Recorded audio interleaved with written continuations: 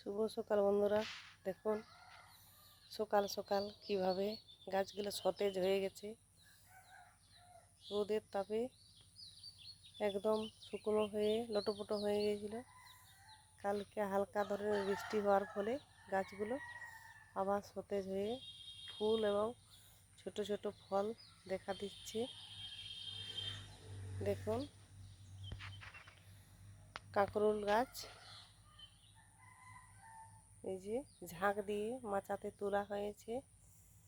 একদম খুব রোদের জন্যে নিচের দিকে নেমে যাচ্ছিল, তাই আজকে জল পেয়ে একটু ডগটা উপরের দিকে ওঠার চেষ্টা করছে।